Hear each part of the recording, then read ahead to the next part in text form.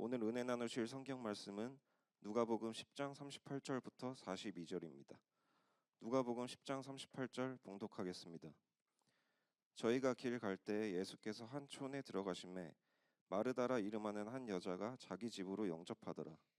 그에게 마리아라 하는 동생이 있어 주의 발 아래 앉아 그의 말씀을 듣더니 마르다는 준비하는 일이 많아 마음이 분주한지라. 예수께 나아 가로되 주여, 내 동생이 나 혼자 일하게 두는 것을 생각지 아니하시나이까 저를 명하사 나를 도와주라 하소서. 주께서 대답하여 가라사대 마르다야 마르다야, 내가 많은 일로 염려하고 근심하나 그러나 몇 가지만 하든지 혹 한 가지만이라도 족하니라. 마리아는 이 좋은 편을 택하였으니 빼앗기지 아니하리라 하시니라. 이는 하나님의 말씀이니라. 아멘. 이어서 여수른 성가대의 찬양이 있겠습니다.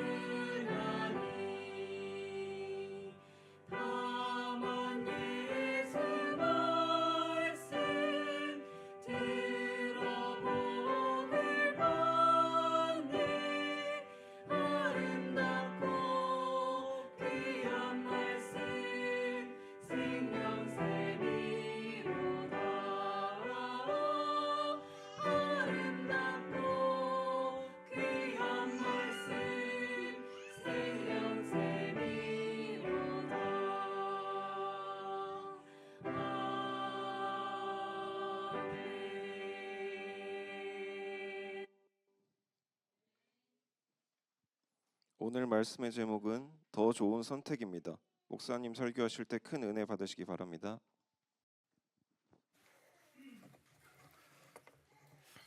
네, 감사합니다. 오늘날 지구상에는 80억 명이라는 거대한 인구가 살아가고 있다고 합니다.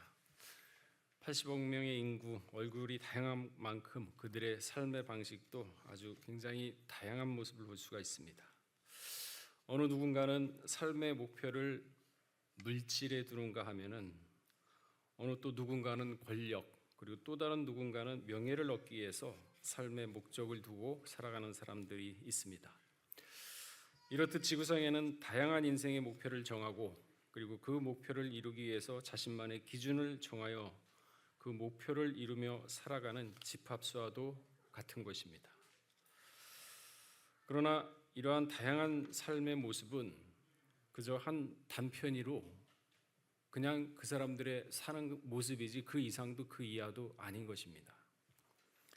왜냐하면 삶의 궁극적인 것은 이러한 외형적인 다양한 모습보다는 내면적인 것, 그러니까 영적인 면에서 좀 더 궁극적인 목표를 찾아야 하는 것이죠.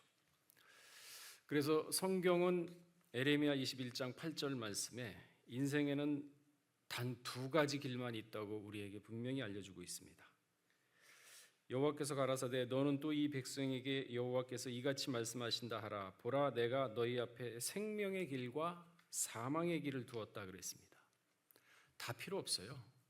권력이든 물질이든 아니면 명예든 그 외에 다른 다양한 모습의 인생의 삶이라 하더라도 성경은 그런 거 관심 안 둡니다. 내면적으로 생명이냐 사망이냐 거기에 관심을 두고 있어요. 잠언서 12장 28절에 보게 되면은 생명의 길로 가는 방법에 대해서 알려주고 있습니다. 읽어보게 되면요, 의로운 길에 생명이 있나니 그 길에는 사망이 없느니라. 그러니까 생명으로 가는 길은 단 한 가지, 의로운 길. 의로운 길을 걷게 되면 생명의 길로 갈 수 있다는 거거든요. 그런데 우리 이 말씀의 깊이를 깊게 상고하지 못하고 그저 대충 듣고 난 사람들의 생각은 굉장히 단순합니다. 아니 의로운 길로만 가면은 그러면 그게 생명의 길이란 말인가? 그러면 의로운 길은 뭔가? 나름대로 해석을 하겠죠.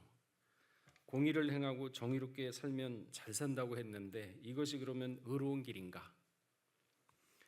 법을 지키고 정직하게 살면은 오히려 이 세상에서 바보 취급을 받고 더 가난하게 살아가는 것이 지금 현재 우리가 살고 있는 세상인데 이 세상이 과연 공평한 것인가? 나름대로 부정적인 면을 찾으려고 부지런히 노력을 합니다.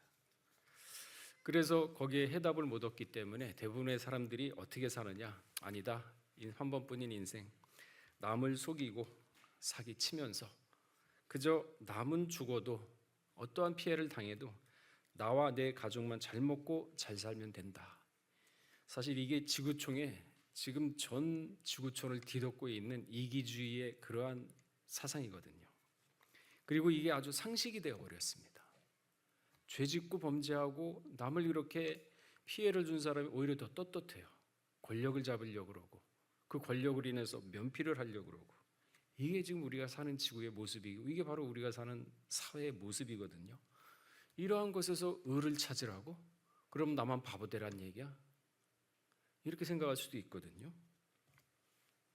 근데 왜 그게 잘못됐느냐 하면은요, 인생의 참된 의미를요 상대적인 관점에서 찾으려고 하니까 잘못된 거죠.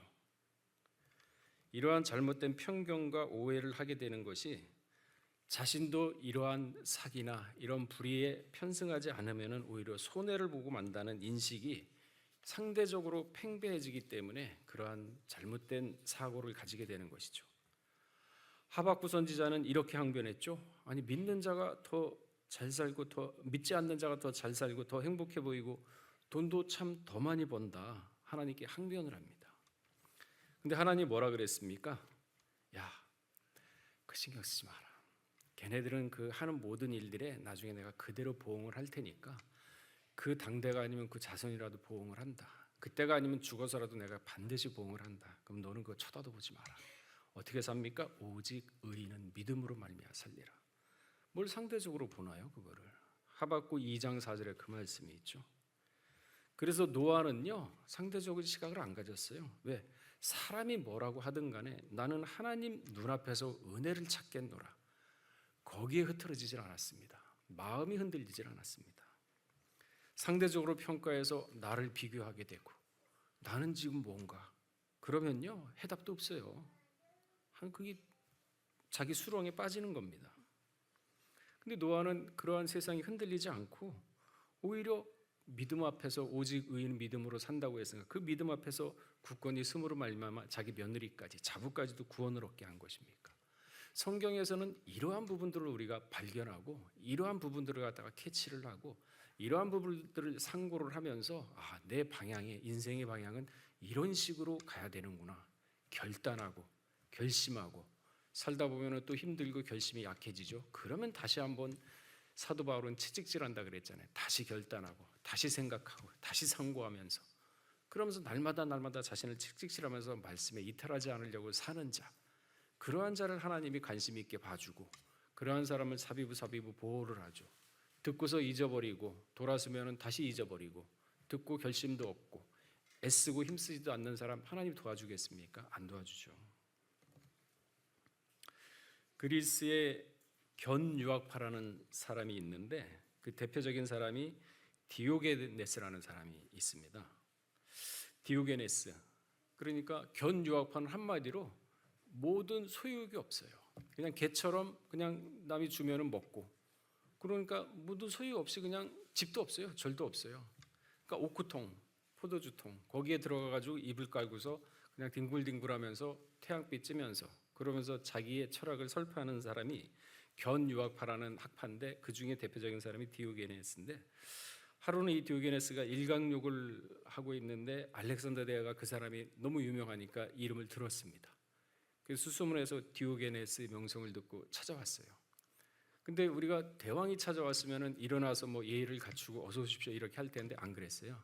그냥 누워가지고 뒹굴뒹굴하면서 쳐다보고 있었습니다. 그 알렉산더 대왕이 아니 내가 알렉산더 대왕인데 네가 원하는 소원이 있으면은 내가 다 들어줄 테니까 무엇이든지 말을 해라. 그럼 우리 같으면 야 이거 로또다 횡재했다. 뭐 나라 하나 주십시오. 그 소원을 내가 관리하게끔 해주세요. 주겠죠. 왕이 대답을 했으니까 그 왕을 자기 말한 거를 갖다 여러 사람이 들었는데 번복을 못 하겠죠. 디오게네스는요 말 그대로 견유학파예요. 그런 거는 얘기 안 하고 뭐라 그랬냐면은 내가 지금 일광욕을 하는데 당신이 탄 말이 내 그 태양을 가리고 있다는 거 조금만 옆으로 비교해달라고. 그러니까 나중에 알렉산더 대왕이 뒤돌아서면서 돌아가면서 뭐라 그랬냐면은 내가 대왕이 아니라면은 디오게네스가 되기를 바랬을 것이다 하고 한 말이 있는데 아주 유명한 말이죠. 그러니까 고수는 고수를 알아본다고. 야, 내가 이렇게 제국을 갖다 이루고 나라를 갖다 이렇게 점령을 했지만은 그래도 부족한 게 있어요. 자기 만족이 없습니다. 근데 디오게네스를 보니까 가진 것도 없어. 근데 참 그게 부러워 보였던 모양이에요. 알렉산더 대왕이. 근데 좀 더 파고 들어가면 이 디오게네스는 자신의 아버지와 함께 화폐를 만드는 일을 하고 있었던 사람입니다. 그러니까 정부로부터 의뢰를 받아서 화폐를 만들었는데 이걸 부정으로 돈을 위조하고 말았어요. 그래가지고 정부에 이게 걸려가지고 결국은 아버지는 감옥에 끌려가서 죽어버렸고 디오게네스는 추방당했던 과거에 아픈 과거가 있었던 사람입니다. 어쨌든 그런 과거를 딛고 일어나서 모든 소유가 소용이 없다고 해서 견유학파라고 이제 우리 그 학파에서도 그렇게 명칭을 지정을 해줬는데, 사실 이 디오게네스 삶은 성경적이라고 할 수는 없습니다. 성경적은 아니에요. 그러나 한편으로는 욕심이 없고 만족한 면에서는 그거는 우리가 인정을 할 수가 있어요. 제가 지금 얘기를 꺼내놓고 그 부분을 인정을 하는 거지 디오게네스의 삶 전체를 갖다 인정한다는 얘기는 아닙니다. 성경적인 참된 삶은 잠언서 30장 7절에서 8절, 9절까지 있죠. 허탄한 거짓말을 내게서 멀리하옵시고 나를 가난하게도 마옵시고 부하게도 마옵시고 오직 필요한 양식으로 내게 먹이시옵소서. 내가 배불러서 하나님을 모른다 여호와가 누구나 할까 하오며 내가 가난하여 도적질하고 내 하나님의 이름을 욕되게 할까 두려워하며. 이 말씀의 핵심은요 지족하는 자, 만족하는 자, 현실에 만족한다고 해가지고 그저 무슨 재물이 없고 난 그럼 뭐 이렇게 가난하게 사니까 그걸 만족한다는 얘기는 아니에요. 이 만족한다는 것은 부유해 수백억 수천억이 있어도 만족하지 못한 사람이 있거든요. 하지만 디오게네 같은 사람처럼 아무것도 없는 사람도 만족한 삶을 살 수가 있어요. 그건 시작은 어디에서부터냐? 마음이에요. 마음. 그러니까 물질과 권력과 명예욕에 사로잡힌 마음은 그 정도의 길을 벗어난 마음입니다. 그래서 잠언서 4장 23절에 생명의 근원이 마음에서 온다는 말씀에 우리가 굉장히 유념을 해봐야 될 말씀인 것입니다. 상고를 해보고 이게 과연 무슨 말씀, 무슨 뜻으로 하셨는가? 이게 우리 인생의 큰 어떠한 목표와 또한 전환점이 되는 말씀인데 이 하나님의 말씀을 왜 인간들, 이 만족하지 못한 인간들에게, 죄에서 빠져서 헤매는 인간들에게 왜 이 말씀을 주셨을까? 깊이 상고를 해봐야죠. 그럼 반드시 그 해답을 얻을 수 있게 되죠. 그럼 만족의 방법을 찾을 수가 있습니다. 삶의 의미를 찾을 수가 있죠. 뭐 돈을 벌 수 있다 그러면요, 저는 그렇게 얘기해요. 돈이 죄악은 아니다. 벌 수 있으면 벌어라. 기회가 있는데 벌지 못하는 것도 그것도 옳은 게 아니에요. 그러나 불법, 탈법, 사기 뭐 이런 거 말고 하나님은 분명히 믿는 자녀들에게 뭐를 주셨냐면 돈을 벌 수 있는 능력을 주셨다 그랬어요. 돈을 벌 수 있는 기회가 아니라 능력이라 그랬어요. 기회는요 오고 맞춰야 되겠지만은 능력은요 벌 수 없는 그런 기회가 아니더라도 능력이 있으면 할 수 있어요. 그래서 차원이 다릅니다. 그 말씀이 신명기 8장 18절에 그 말씀이 있죠. 내 하나님 여호와를 기억하라. 그가 네게 재물을 얻을 능을 주셨음이라. 이같이 하심은 내 열조에게 맹세하신 언약을 오늘과 같이 이루려 하심이라. 그러니까 재물이 있어야 돼요, 사람은. 아니, 재물이 있어야 생활의 여유를 할 수 있고 시간적인 여유도 가질 수 있고 그러면서 또 신앙생활도 여유 있게 할 수 있지 않습니까? 그리고 재물이 있어야 또 불쌍한 사람도 도울 수가 있거든요. 허덕이게 되면은 못 도와요. 그러나 그 재물에 빠지지 말라는 거죠. 얻을 수 있는 능력이 있고 설사 기회가 온다 그래도 그게 불법이고 남한테 해를 주는 거 아닌 이상은요 밤잠 자지 말고 버셔야죠. 그래야 일하기 싫으면 먹지도 말자 그랬는데 아니 가만히 노력도 안 하고 그걸 얻는다면은 그게 말이 되나요? 안 되죠. 돈이 죄가 아닙니다. 벌 수 있으면 버세요. 그러나 마음을 뺏기지 마시고 선한 사업에 힘쓴다. 그게 절대 잊어서는 안 됩니다. 인생 자체가 유한한 인생이라 그랬는데 인생 70을 고이라고 합니다. 나이 15에 학문의 뜻을 두었고 30에 뜻을 확고하게 섰으며 40에는 미혹되지 않았고 50에는 하늘의 명을 깨달아 알았으며 60에는 남의 말을 듣기만 하면 곧 이치를 깨닫는다 그랬어요. 그리고 70이 되어서 70이 되어서는 무엇이든지 하고 싶은 대로 하여도 법도에 어긋나지 않았다. 그러니까 이게 단순히 들으면은 자연스럽게 나이 70만 되면 그러면 무슨 일을 해도 법도에 어긋나지 않게 되는구나. 이게 자연스럽게 얻어지는 게 아니라요. 이렇게 생각을 해보셔야 돼요. 70이 될 때까지 15, 20살, 20대, 30대 될 때까지 말 한마디 행동 하나 생각하는 거 얼마나 절제하고 얼마나 자기를 갖다 인내하고 하고 싶은 말 내뱉고 싶은 거를 두세 번 생각하고 또 생각하고 또 생각해가지고 얼마나 그게 훈련이 됐겠습니까? 그러니까 그게 훈련이 된 게 쌓이고 습관하다고 체질이 바뀌고 천성이 바뀌어가지고 70이 돼서는 무슨 일을 해도 그 범위에 벗어나지 않는다는 얘기예요. 그러니까 나이 20, 30, 40 부지런히 성경 말씀을 읽고 하나님의 이치를 깨닫고 그러게 되면요 도사가 따로 없어요. 도 같아요. 도가 삶의 이치에 도 같습니다. 그러면요 어떠한 환란이 오더라도요 마음이 평안해. 왜? 도 같으니까 그걸 헤쳐나갈 수 있는 지혜가 생깁니다. 그 욥기서 12장 5절에 뭐라 그랬죠? 우리 한번 찾아볼까요? 그러니까 성경 말씀이 그냥 기도하면서 믿습니다 하면 다 이렇게 이루어지고 그러는 게 아니라 그 말씀을 알고 깨달았으면 말씀대로 행하면서 채찍질하고 또 다시 한번 상고하고 성찰하면서 자기 자신을 자꾸 바꿔나가는 개간 작업을 해야 돼요. 왜 개간을 하라 그랬겠습니까? 자, 욥기서 12장 5절 읽어보겠습니다. 시작.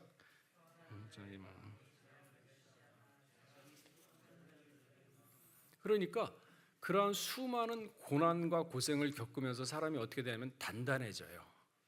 마음의 여유가 생깁니다.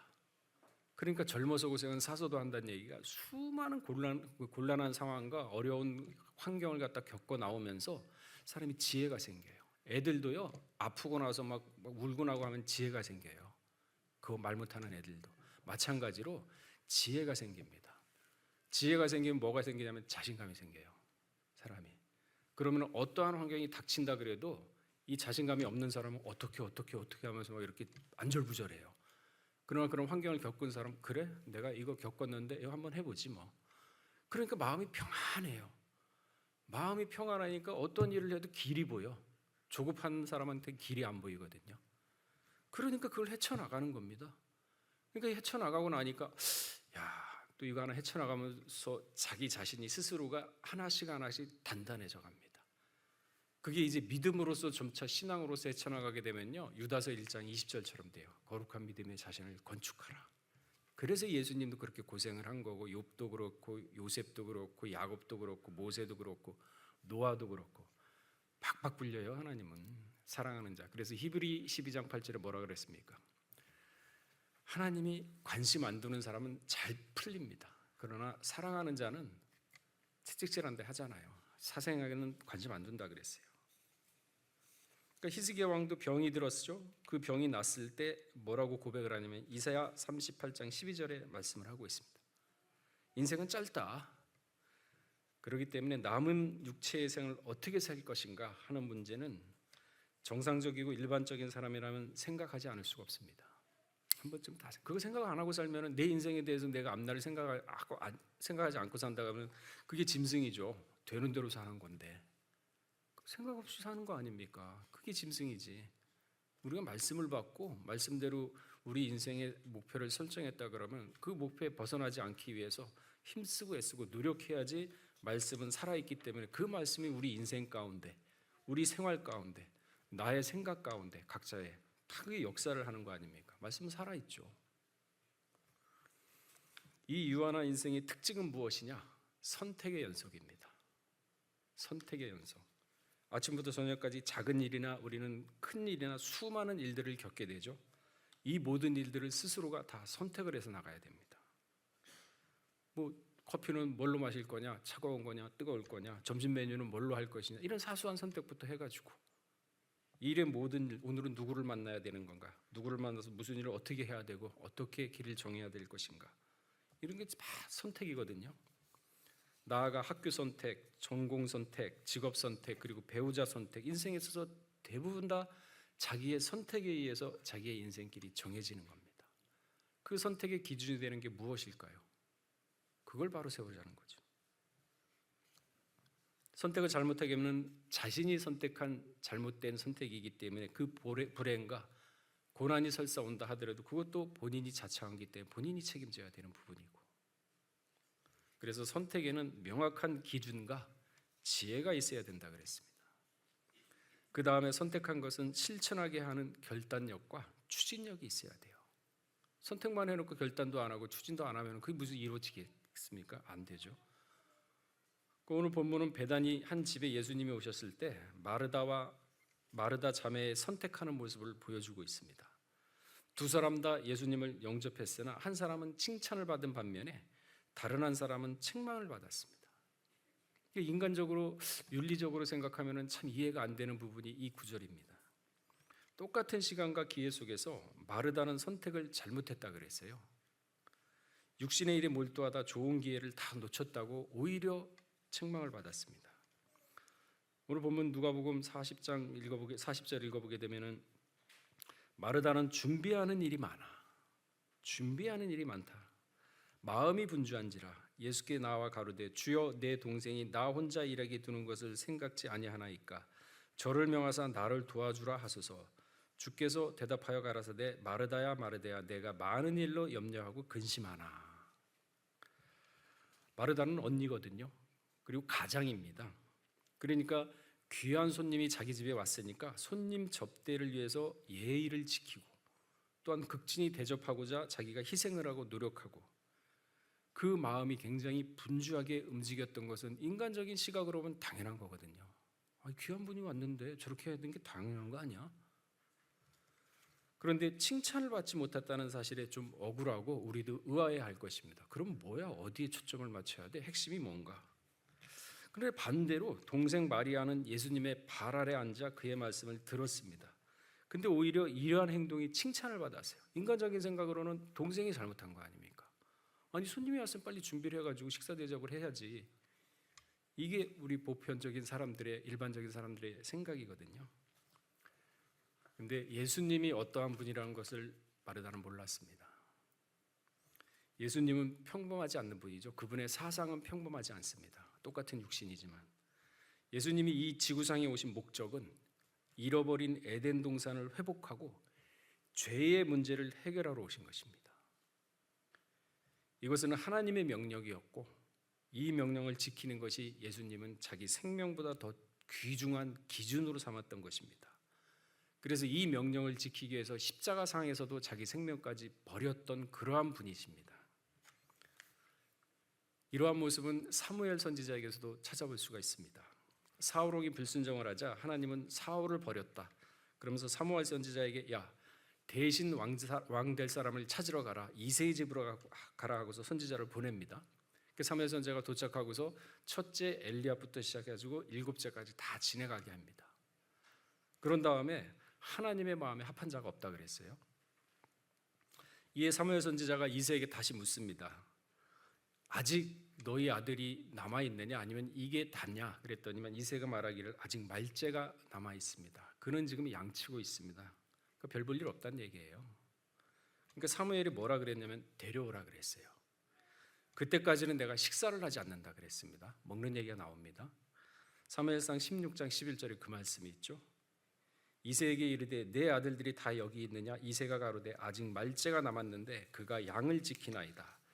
사무엘이 이새에게 이르되 보내어 그를 데려오라. 그가 여기 오기까지 우리가 식사 자리에 앉지 아니하겠노라. 보세요.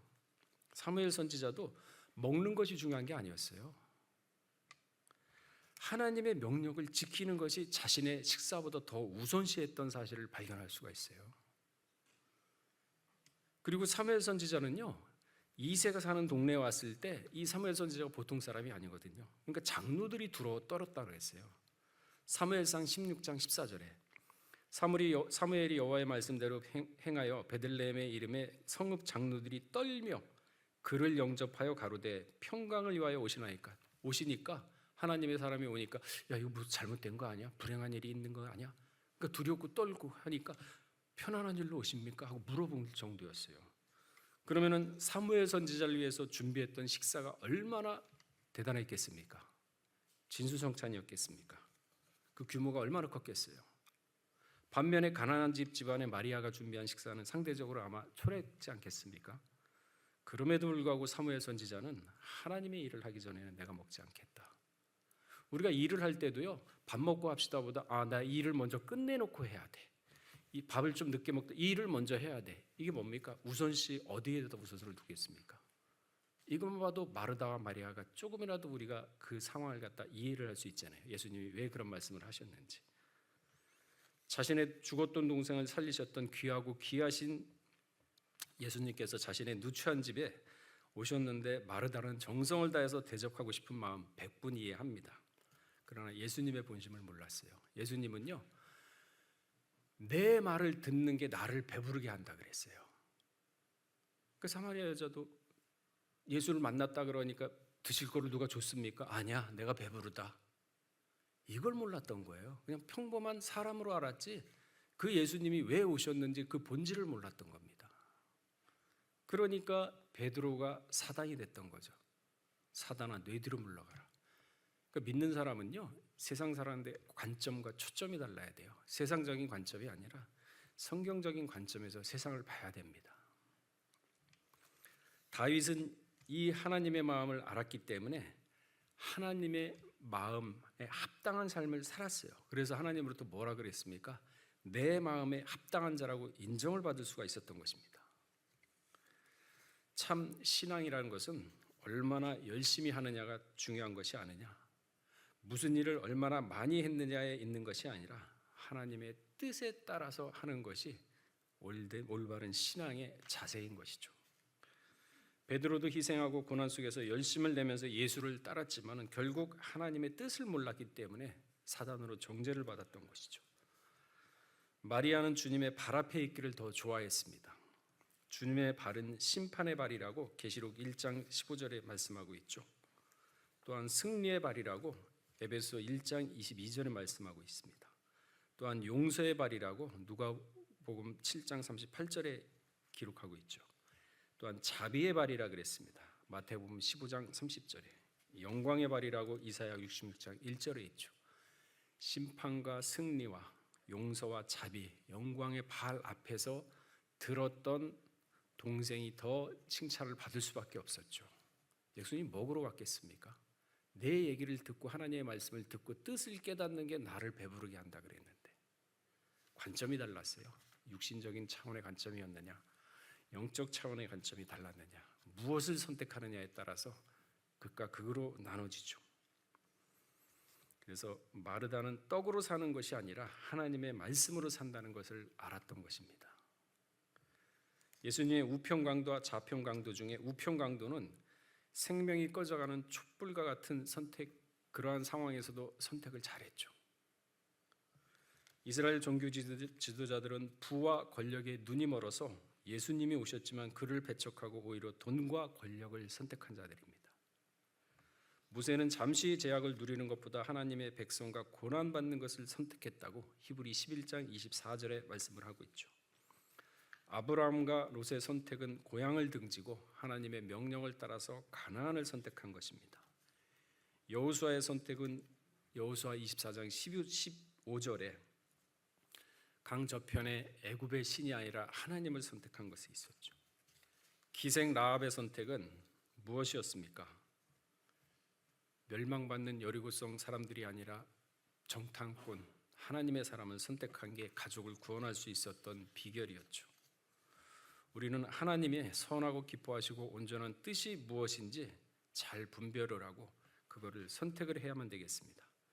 로마서 12장 2절에 보게 되면 너희는 이 세대를 본받지 말고 오직 마음을 새롭게 함으로, 마음이 새로워져야 돼요. 그렇지 않으면요 마리아가 마르다처럼 됩니다. 마음을 새롭게 함으로 변화를 받아 하나님의 선하시고 기뻐하시고 온전한 뜻이 무엇인지 분별하도록 하라. 마음을 새롭게 하면요 분별할 수가 있습니다. 마음이 새롭지 않고 육의 차원에서 머물게 있다 하면은 분별이 안 돼요. 뭐가 옳고 그른지 모르게 됩니다. 자, 말씀을 정리하겠습니다. 여호와 자기 하나님을 삼는 나라 곧 하나님의 기업으로 빼내신 바 백성은 복이 있다고 시편 3편 12절에 기록을 하고 있죠.